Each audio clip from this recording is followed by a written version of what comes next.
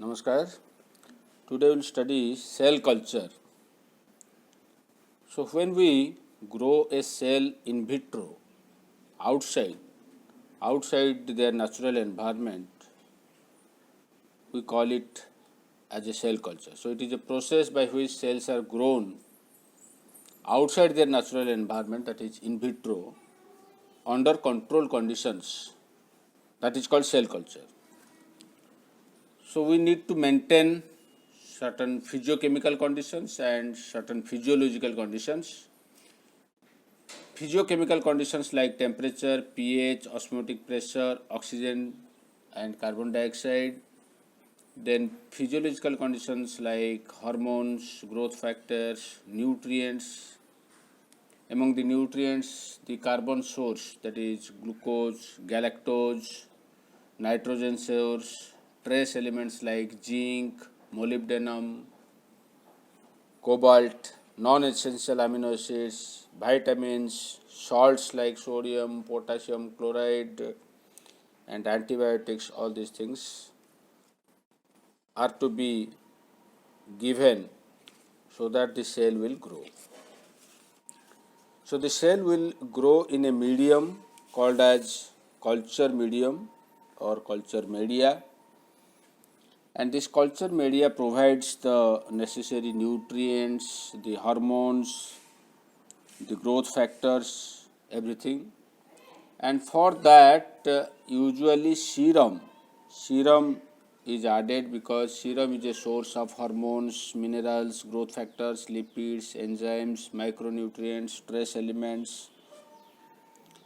So the culture media can be of three types: basal media, reduced serum media, and serum pre media. And the basal media is usually supplemented with serum. So because of that, serum is the source is animal source, so there is risk of contamination. So to reduce the risk of contamination, we can have a media where less amount of serum is needed, that is called reduced serum media. And here the basal media is enriched with nutrients and animal derived factors, and less amount of serum is added. The third type of culture medium is the serum pre media, where no serum is added, so it is free from contamination, there is no risk of contamination. And this medium or media can be the serum, there is no serum, so serum can be replaced with appropriate nutritional and hormonal preparations. So in this medium the cell grows. So first we have to isolate one cell from the organism. So let us say any tissue taken or organ taken, from that cells are isolated, and that is put in a medium, culture medium, and then the medium provides the necessary nutrients, hormones and growth factors so that it will grow, and that cell culture is called primary cell culture. Then if we continue that cell culture to grow, then a stage will come when the whole media will be depleted, and that condition is called confluence. So after that the cells will die. So before confluence we have to isolate the cells from the primary cell culture, and we need to transfer those cells into a fresh media, and that is called subculture. This process is called subculture. So passaging of cells from from one cell culture to another fresh medium is called subculture. So from primary culture we can take a few cells and grow them in the culture medium, and this is called secondary cell culture. So when these in this fresh medium the cells grow, it is called secondary cell culture. And the secondary cell culture, usually we can say them as cell lines, or if we can positively select for certain characteristics, then we can grow them in a fresh medium and we can call them as cell strain. For example, say we need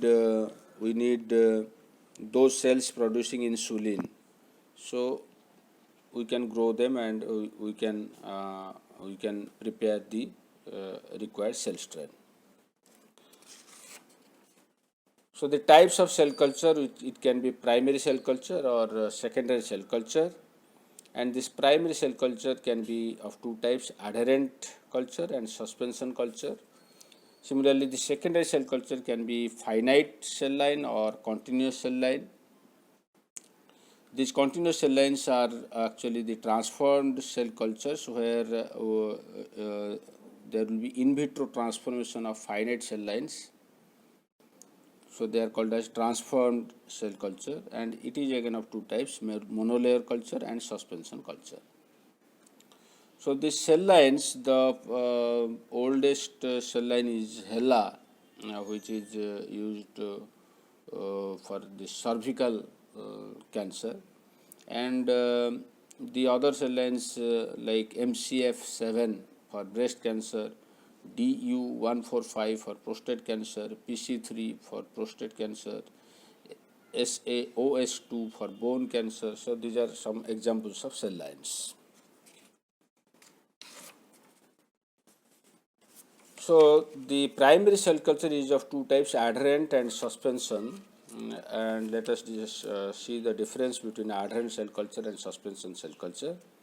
So this adherent cell culture, the cells are derived from the immobile organs like liver, kidney, so solid tissue, and when the cells are derived from the blood system, for example lymphocytes, we call it as suspension cell culture. So this adherent cell culture are anchorage dependent because they require an attachment for growth, whereas the suspension cell culture is not dependent on anchorage. They do not require an attachment for growth, so they don't attach to the surface of culture vessel. So here we take a culture vessel because it is a suspension cell culture. So what happens in adherent cell culture, the cells grow on the surface of a solid media. So the cells grow on the surface of a solid media as a monolayer, and here the cells float in the culture medium. In the liquid they are in a suspended form. So it is usually of monolayer. So once it is a monolayer formed, after that the cells will die. So we get a small number of cells. The cells grow in a single layer only. Here the growth is haphazard and we get a greater number of cells as the cells are suspended in the liquid medium. So these two type of cell culture are primary cell culture. Then in the secondary cell culture, again we can have a finite cell line or a continuous cell line. And why we call it as finite cell line? Because there will be limited number of cell generations, 20 to 80 population doublings will be there. But in continuous cell lines, they grow infinite number of times, provided media is supplied at each subculture. So that's why we call them as continuous cell lines or transformed cell lines. As we discussed, these transformed cell lines or cell culture is done by in vitro transformation of finite cells, and so these finite cell lines have limited lifespan, whereas continuous cell lines are immortal. But we have to supply the media at each subculture, then only they will be immortal. And here the growth rate is slow in case of finite cell lines, and in case of continuous cell lines the growth rate is fast, because if you see, compare the doubling time in case of finite cell line is 24 to 96 hours, whereas in continuous cell lines the doubling time is only 12 to 24 hours. And finite cell lines are anchorage dependent, whereas continuous cell lines are not dependent on anchorage. So they can be grown either as a monolayer, which is anchorage dependent, or as suspension. So this is all about cell culture. Thank you.